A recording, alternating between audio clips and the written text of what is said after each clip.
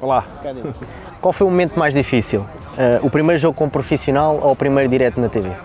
O primeiro jogo da minha carreira como profissional, zero contexto futebol com o Porto, portanto, como profissional, foi no Salgueiros.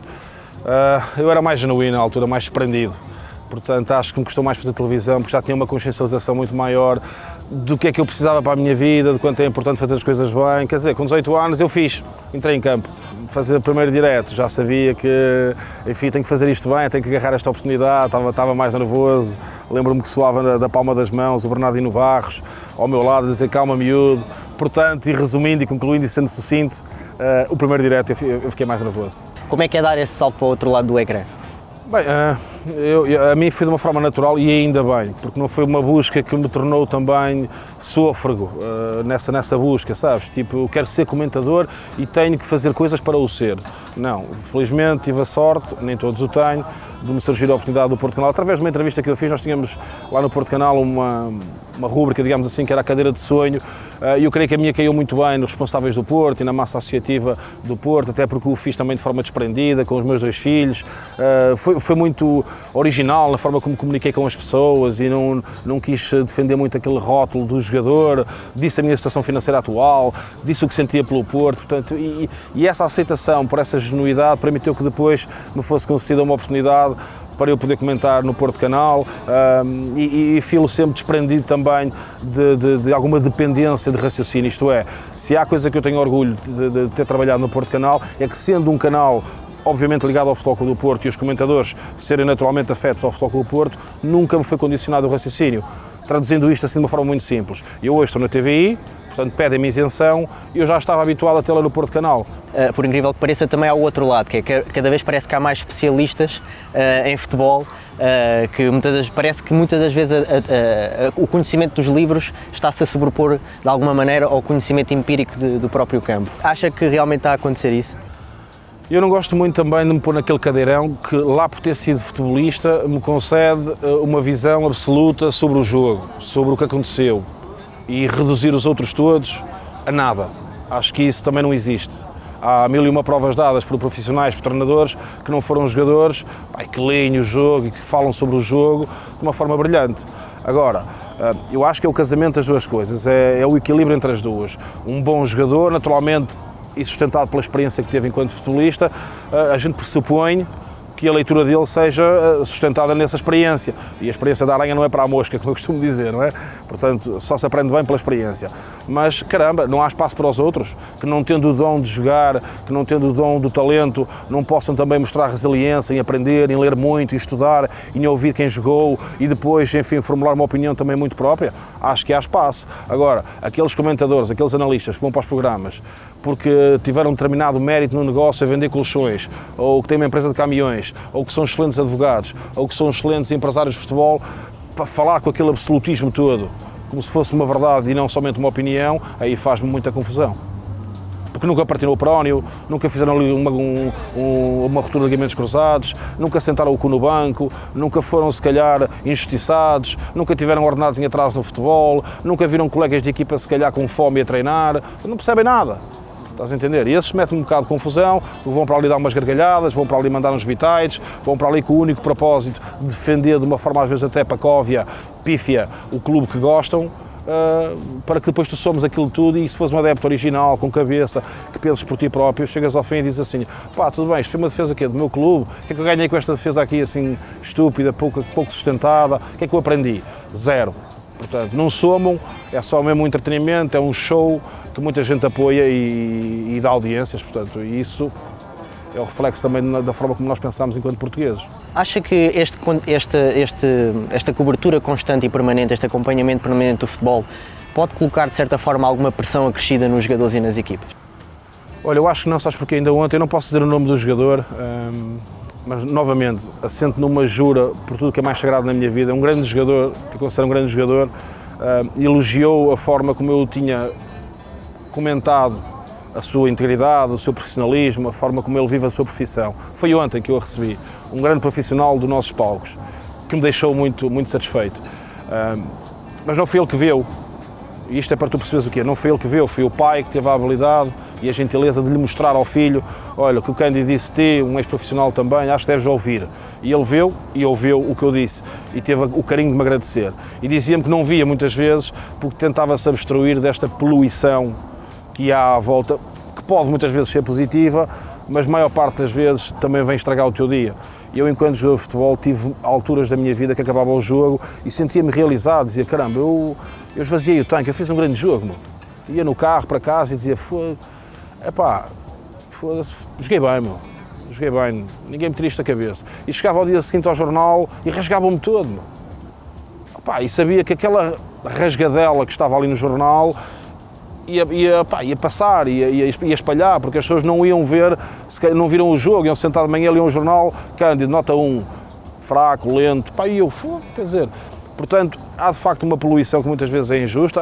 As críticas são bem-vindas, conduzem-nos à melhoria, a estarmos focados, a estarmos vigilantes, esse medo obriga-nos a estar alerta e a querer cada vez mais, mas tem que se tentar ser justo. Portanto, e a maior parte dos futebolistas, e respondendo objetivamente para não me distrair, acho que acabam por não ligar tanto a esses programas, sabes? Não digo todos, mas acabam por tentar se abstrair, conviver com os amigos, com a família, focarem-se no que é importante, estarem atentos à opinião daquelas pessoas que eles valorizam, pronto, e porventura se houver algum programa ou algum comentador específico que eles deem relativa atenção, aí sim, foco total, até porque há ali valor e uma observação justa. Os outros, pronto, eles defendem-se muito. A opinião que eu tenho praticamente consensual dos que conheço no ativo, dizem-me que não veem, que é lixo tóxico. Fazendo agora uma retrospectiva da sua carreira, e foi uma carreira bastante interessante, qual é a decisão, de qual decisão mais se arrepende e da qual mais se orgulha na sua carreira? Da que mais me arrependo foi ter começado a fumar. Foi um perfeito idiota. Com 17 anos, na palhaçada, nas seleções, não fumava muito, mas comecei a fumar uns cigarritos, armado em ninja e o caraças, tudo que me rodeava era um mundo muito propício a me sentir a última bolacha do pacote, que o cigarro ficava fixe, o maço no bolso, era aquele tempo, e arrependo-me profundamente de o ter começado a fazer, porque durante alguns anos achei que aquilo não me prejudicava, porque era jovem e um cavalo de corrida, e tinha o sangue a fervilhar, portanto, e achava que era um super-homem, que aquilo não me afetava, porque eu até fumava uns cigarritos, mas chegava ao campo e até os rebentava, até os virava. Nada mais falso, nada mais mentiroso, porque a longo prazo paguei a fatura. Comecei a perder potencialidades, ainda de uma forma precoce, prejudiquei o meu talento. E a outra que tu me perguntaste, é que eu mais me orgulho, a minha resiliência. Eu sou um gajo resiliente, sempre foi. Se é verdade que às vezes facilitei, também é verdade que no dia seguinte no treino era o que ia à frente do pelotão. Se é verdade que eu, vamos a uma jantarada, e eu não podia ouvir um vamos, também ia logo. Também é verdade que no dia seguinte até podia chegar lá todo amassado, mas treino físico, tem que ser o melhor, tem que ser o primeiro, nem que deitasse lágrimas de sangue. Essa minha resiliência, esse meu espírito selvagem é uma coisa que eu me orgulho, acho que ainda mantenho hoje, não querendo fazer disso uma estátua, mas esse meu espírito de fogo, eu tenho medo de o perder, porque acho que isso é a única particularidade que eu tenho boa para me distinguir de outro qualquer, enfim. A nível de escolhas de carreira, tem alguma que se arrependa? Falando agora mais na questão das escolhas que fez, tem alguma que mais que arrependa e que mais... A saída do Porto foi um bocadinho ingênuo, também mal aconselhado. O Jorge, na altura, tinha grandes projetos para mim, o Jorge Mendes, tinha grandes projetos para mim e também não era o empresário que é hoje, embora já fosse um dos melhores e maiores. Pronto, e também me prometia mundos e fundos, e eu, na segunda época de Mourinho, portanto, o Mourinho chegou naquela meia época, pós-Otávio Machado, pré-conquista da Taça UEFA, e eu nesses 6 meses pós-Otávio com o Mourinho joguei muito. E nessa pré-época, pré-conquista da Taça UEFA e conquista de tudo mais, na pré-época eu também fui sempre o titular, o meio campo era Costinha, Deck e eu. Entretanto, as coisas quando começaram, perdi o lugar no arranque do campeonato para o Maniche, que pega magnificamente bem, como todos conhecemos, fez uma carreira ímpar, e esses 6 meses com pouca utilização, aliado ao Jorge Mendes me estar a dizer: amigo, tens que sair, tens que ir jogar, quem não é visto não é lembrado, vais para ali, depois vais para acolá. Eu acabei por me sentar com o Mourinho a pedir-lhe para sair do Futebol Clube do Porto. Perfeito idiota. não há outra palavra para dizer, estou aqui no sítio certo, que morcão. Que morcãozola que eu fui, porque a massa associativa do Porto gostava muito de mim, eu era muito querido no balneário, tinha o meu talento, tinha o meu espaço, ninguém me pediu para sair e eu fui aquele, o morcão que a gente usa aqui. E ao Mourinho, não, deixe-me sair que eu preciso jogar. E quando queria voltar, o Mourinho, e quando estava em Inglaterra a somar jogos e exibições, estava a ver os meus colegas a ganhar a Champions League pelo meu clube, que não é segredo para ninguém, o Porto. Portanto, sim, aí o morcão. E já que falamos de Mourinho e treinadores, o Cândido teve a oportunidade de partilhar balneário com enormes jogadores e também teve a oportunidade de trabalhar com grandes treinadores, incluindo o Mourinho, como falávamos, e Jorge Jesus. Onde é que acha que ambos se tocam a fim de serem considerados atualmente, de forma consensual, dois dos melhores treinadores portugueses? Eles são muito diferentes em quase tudo. 2 textos. Exatamente iguais, a mesma acentuação, a mesma pontuação, enfim, nada os difere, mesma folha. Mourinho lê o texto da forma dele e tu acabas e queres tirar a camisola e andar à porrada com alguém. Achas que és o Russell Crowe no Gladiador. A própria voz dele é de como quando estás no cinema e o filme está a acabar e aparece aquela cena que tu mata o gajo, ou então salta-me, percebes? Ele tem essa habilidade. Que o Jorge Jesus, ele lê o mesmo texto e no final estás-te a rir. O que é que isto traduz? Porque é que então se são os bons dois? Estamos a falar de futebol, não estamos a falar de Hollywood. Estamos a falar de mitologia, estamos a falar de paixão. Estamos a falar de foco, de profissionalismo, de querer ser melhor, de inventar. Jorge Jesus inventa. E já inventou muita coisa, é verdade. E eu fui treinado por ele, tenho que ser sincero. Aquele processo defensivo dele no Belenenses dos 2 anos, não vou falar do que não sei porque eu não tenho a bola de cristal. Não estou nos balneários agora. O gajo é muito bom. É muito insistente, chato, exigente, percebes? Superas-te, obrigas-te a superar, dizes-me, é um passeio no parque com Jorge Jesus, não, é chato. É aquele patrão que tu ficas a trabalhar até mais tarde e estás à espera que no dia seguinte ele chegue à empresa e te diga muito bem, meu. Eu até disse muito bem mesmo para aparecer com ele. Muito bem, meu. Tiveste aqui até tarde, sim senhor, és um grande... Ele não faz isso, estiveste a trabalhar até mais tarde, ele chega lá, só até às 9. É este tipo de pessoa. O Mourinho é mais de apego, é mais sentimento de pertença, é mais aquele gajo que liga, tu não és convocado, vais para casa com azia e toca o telefone no carro e é ele. Aposto que estás todo chateado, aposto que estás zangado comigo, é isso? A missa estou, não estejas. Estás aonde? Vou ter contigo, vamos tomar um café. Tenho este apego. Eu, se me perguntares muito sinceramente o que é que eu prefiro o encantador, eu prefiro o Mourinho. Porquê? Eu nunca vi ninguém predispor-se a partir a perna por alguém lhe pedir. Eu nunca vi ninguém predisposto a saber que vai ali travar o golo, mas essa vai ter uma consequência que é uma lesão gravíssima, por alguém que está a gritar no banco. Mas eu faço isso pelo meu melhor amigo, eu faço isso pela minha mãe, eu faço isso pelos meus irmãos, eu faço isso pela minha mulher e faço isso pelos meus filhos. E tu perguntas-me porquê? Porque há sentimento. E se tu conseguires fomentar sentimento numa equipa, cuidado, tu até podes perder.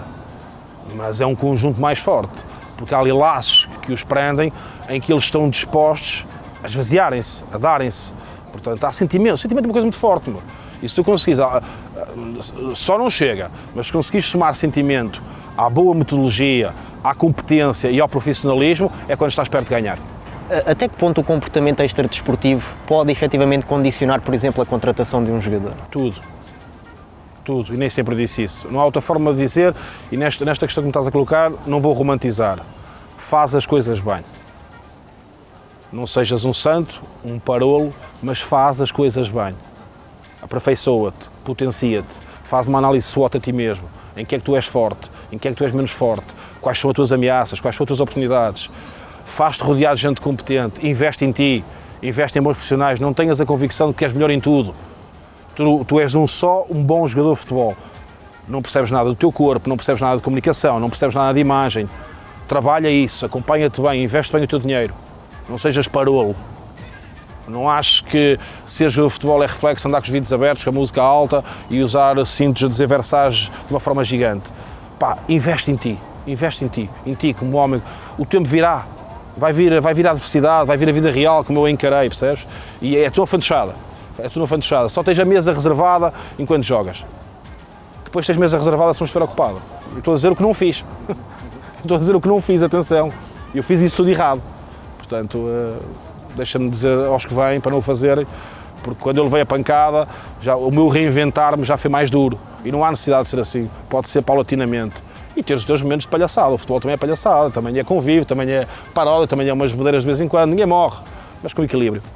Numa espécie de análise SWOT ao futebol atual, qual considera ser a maior oportunidade e também o maior risco para quem chega agora?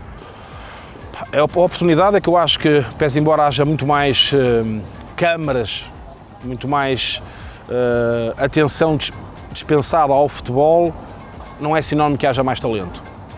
Portanto, é possível ser jogador de futebol profissional. Portanto, há muitos, mas continua a haver oportunidades. Portanto, porque não vejo, sinceramente, comparativamente com o meu tempo, jogadores assim tão melhores que nós. O futebol é que mudou. Os treinadores também mudaram. O jogo mudou. O jogo hoje joga-se praticamente em 20 metros. Uma coisa assustadora. Se nós recuarmos ao meu tempo, jogava-se 30, 40 metros o jogo. Hoje as equipas jogam num espaço, obrigam-te a pensar mais rápido, mas não é sinónimo de talento. Portanto, há oportunidade.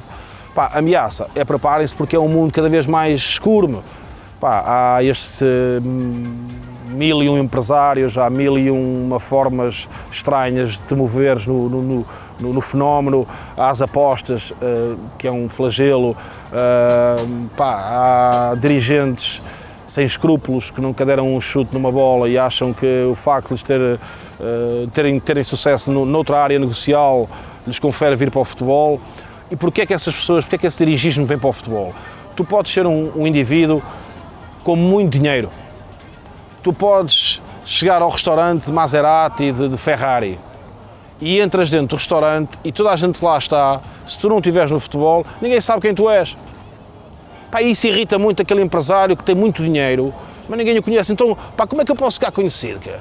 Pá, deixa-me ir para presidente de um clube, já é o seu presidente. Isto é um facto. Não digo numa escala, se calhar, a primeira divisão, mas se fores por essas segundas divisões, distritais, é o maior da aldeia. Eles precisam de ir para o futebol. Isso é um perigo. Porque eles não vão para o futebol com uma visão, não vão para o futebol para promover trabalho, não vão para o futebol para promover oportunidades, para reconhecer talento, para gerar ou para presidir uma equipa que leva títulos, para potenciar a cidade, a aldeia. Não, eles vão para lá porque não conseguem perceber como é que, tendo tanto dinheiro, porque tiveram mérito noutro negócio qualquer, não aparecem no jornal. Não podem, ninguém lhes liga a dar entrevistas, pá. Isso é um desespero para essa gente. Mano. Os gajos querem entrar no restaurante, estou ao seu presidente. Presidente, viva, bom jogo no fim de semana e tal. Isso tem um valor que o dinheiro não compra. Portanto, e muitos, não todos, atenção, tive bons presidentes, mas anda aí uns quantos que vão, e isso é uma ameaça muito, muito grave ao futebol. Pedroto dizia, um brasileiro é bom, 2 é demais, 3 é uma escola de samba. E realmente, muitas das vezes, o balneário é quase um local onde as pessoas não só convivem em âmbito profissional, mas como também pessoal, partilham histórias e divertimento. Ao longo da sua carreira no futebol, quem foi sempre aquele colega que o fez sorrir? O Gaspar. O Gaspar era uma personagem absolutamente hollywoodesca. O Gaspar dava para fazer filmes de Hollywood. O Gaspar chegava ao carro, a chover, chegava ao treino, de carro, cabrio, a chover com ele aberto. Estamos a falar deste tipo de personagem. Estamos a falar do indivíduo que entrava, saía do carro, descapotava, estava a chover, no Volvo dele, parece que o estou a ver, com aquele chapéu à crocodilo dandy, de cowboy, bota texana, aquela barba, um livro de inglês debaixo do braço que ele não leu uma página, e ele chegava sempre com o livro a época inteira, maço de tabaco na outra mão, e chegava ao balneário, era sempre os últimos a chegar. Boa tarde, carneirada. O Cândido é efetivamente um poço de boas histórias e sabe quem o conhece, e estamos nós também aqui a testemunhar. Tem assim alguma em particular ou algumas mais engraçadas que possa partilhar? Foi uma vez que eu saí à noite com o Cássio, que era um avançado que jogava no Nacional, também estava lá no Rápido, e nós dávamos muito bem. E o Cássio também era um daqueles jogadores muito engraçado, era um brasileiro muito engraçado e tinha um dizer, digamos assim, tipo uma muleta no discurso dele, que era muito, quando alguém o fazia rir, ele assim, caralho, velho! E aquilo ficou muito, ele tinha essa coisa, sempre que acontecia uma coisa extraordinária, o treinador dizia, ou dava alguma dura num colega, e um gajo olhava para ele, caralho, velho, toma! Pá, e nós fomos sair à noite e bebemos uns copos, ainda me lembro disto, fomos a uma discoteca chamada Player, Pá, fizemos um jantar à minha casa, fui eu cozinhei, bebemos um tintinho e tal, bem dispostos. Pá, isso aqui era romero, vamos ver um copo, vamos sair, okay, vamos embora. Então já estávamos um bocado entrados, vestimos-nos como? Pá, de uma forma irrisória. Eu pus umas botas daquelas tipo a punk, com aqueles cordões, tipo as Dr. Martin, passa a publicidade, fora das calças, pus um cinto de picos no pescoço, pá, e o Cássio também foi vestido, parecia um drag queen. Pá, e fomos, com aquela coisa de que estávamos a mascarar-nos também e assim proteger-nos um bocado das entrevistas e de quem nos pudesse conhecer do Rápido. O Rápido era agora está em dificuldades, mas era um grande clube, era como se fosse Porto, Benfica, Sporting, é Rápido, Dinamo e Steaua. Portanto, e fomos assim para a noite todos loucos. Pá, e chegámos à discoteca vestidos daquela forma, pá, passeámos dois drag queens, dois gajos, ninguém podia não olhar para nós. Estávamos mesmo a chamar a atenção, imagina, dá um cinto de picos no pescoço, parecia sádico. Pá, e fomos para o meio da pista e tal, a dançar, dois loucos, completamente entregues à noite, esvaziar-nos ali na bebedeira. Havia folga no dia seguinte, pá, eu estou em casa pá, às 2 da tarde, ainda na cama, todo amassado, e liga-me ele. Eu estou, mano, e ele, caralho, velho! E o que foi, mano? Vai, velho! Vai comprar o jornal, vai! Estava eu e ele na capa, mano, vestidos daquela forma, mano, com um grande copo, pá, que ele deve ter sido alguém, que naquele contexto, já não me lembro quem foi, ei, da Costa, que eu era lá, era da Costa, cá, show a picture! O pessoal que também estava a divertir, depois mandou aquilo para os tabloides, estava eu e ele na capa. Pá, o título estava escrito em romeno, tipo mesmo Drag Queen, Players of Rapids Go Wild, pá, uma coisa maluca, e ele assim, caralho, velho, ele assim, fudido, velho, está-me fudido, toma essa pica aí, velho. O treinador era o Mário Sumudica, ele assim, Sumudica vai mandar a gente embora, velho. Pá, e aquilo deu uma polémica do caraças no balneário, meu, porque o jogo não tinha corrido bem, nós não tínhamos ganho o jogo. Olha eles a dizer, não contes mais, que a gente processa-te. Pronto, pá, e aquilo foi, pá, deu muitos problemas lá no Rápido, porque pronto, há sempre aquele compromisso também da malta não facilitar, não tinha havido jogo, nós não ganhámos e tivemos essa estupidez de sair à noite ainda assim, pronto, faz parte do processo, por isso é que, por muitos conselhos que tu dês aos mais jovens, eles vão ter que passar por essas coisas, que passem poucas vezes e que investam o máximo possível no seu corpo e na sua vida, porque vão recolher a fatura, a recompensa neste caso, de uma maneira muito mais rápida e duradoura. Qual foi o jogador ou os jogadores que mais o marcaram e que o fizeram apaixonar pelo futebol desde criança e que aspectos mais evidenciava desse jogador? Eu lembro que às vezes estava já com os meus amigos, ia fintá-los e ia narrar também. E aí vai! Então, quando eram momentos de raça, eu lembro que usava muito o Fernando Couto, e dava um grande carrinho, aqui não passa nada, caralho. E eu lembro que eu associava muito ao Fernando Couto, porque o Fernando Couto, pá, dava aquele ar assim de ninguém se metia com o Fernando Couto, sabes? Havia só o Moser, aquela guerra com o Moser, para a malta mais nova se calhar não se lembra, mas sempre Fernando Couto e Moser era assim uma espécie de embate gladiador, e era raçudo e tal, pronto. Pá, na técnica, quando eu queria dar uma técnica, coisa linda, toma lá esta cueca e tal, era o Redondo, Fernando Redondo do Real Madrid, pá, porque tinha uma classe, meu, isso aí parecia que via o futebol de forma diferente, e eu lembro de dizer Redondo, sabes, quando levava a bola, pronto, eram esses. Por muito que eu viva do futebol já há bastante tempo, eu sou fã de uma forma que se ele chegasse agora aqui e dizer, pá, vocês desculpem, para fazermos isto amanhã, eu tenho que ir, Bruce Springsteen. Eu sou completamente doido por Bruce Springsteen. Eu já vi o Bruce Springsteen ao vivo 17 vezes ou 18 vezes, por essa Europa fora, de carro, louco, em viagem wild, atrás do boss.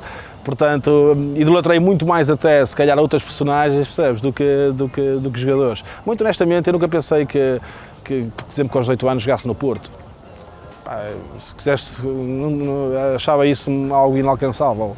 Muito sinceramente, foi uma conjugação de coisas que quando eu dei para mim estava a assinar pelo Porto, lá no 14º andar da torre, com o Pinto da Costa e com aqueles dirigentes todos à minha volta, com o meu pai, e saí de lá e não percebia muito bem o que é que estava a acontecer e o que é que ia ser a minha vida e porque é que aquilo tudo estava a acontecer. Portanto, foi sempre também foi um caminho percorrido inconscientemente, sabes? Porque nunca pensei que fosse possível, como agora, vou jogar no Porto, vou jogar nos séniores do Porto. Mas é possível, porque eu nunca tive cunhas no futebol, Nunca ninguém da minha família jogou futebol, nunca fiz um telefonema para ir para lado nenhum, não há ninguém na minha família que me pudesse ter ajudado. Sou do bairro, fui criado na Mourisca, em São João da Madeira, um perfeito miúdo como tantos outros, portanto, e cheguei lá, joguei no Porto, portanto é possível, qualquer é possível, basta seres bom, dizeres ao teu próprio pai. Eu felizmente tive um pai que nunca me fez isso, até pelo contrário, calmou-me sempre os cavalinhos. Mas tu próprio, se por acaso tiveres um pai que te diga, não, vou-te levar a treinar ao Porto, vou-te levar, mas é para ali, não vais levar nada. Vai, mas é treinar sozinho, vai treinar, acaba o teu treino com os teus colegas e se tiveres força ainda e vontade, vai treinar mais um bocado, vai subir serras, vai-te potenciar, ver filmes encorajadores. Eu ia correr com o meu pai e depois chegávamos ao final do percurso, tinha ali no Parque da Jana uma parte que subias muito, e nós chegávamos lá assim, eu e o meu pai, e fazíamos como ao hockey. Yeah! Juntos venceremos! Opa, que é uma coisa, não é? Pífia, não é? Para quem estiver a ouvir pode dizer paralice, mas conduziu-me ao Porto. Se calhar muitos gostavam de ter tido essa oportunidade, portanto, pequenas, olha, e nas fraquezas e na adversidade, ia sempre buscar essas coisinhas, essas pequenas coisas com o meu pai, às vezes quando aparecia algum concorrente mais forte que eu, alguma contratação para vir para o meu lugar, eu dizia, será que este gajo subiu serras como eu? Será que este gajo cheirava eucalipto como eu? Será que este gajo aqui passou a adversidade? Será que este gajo aqui chorava como eu? Pequenas merdas, meu. Pequenas merdas. Muito obrigado, Pedro. Foi um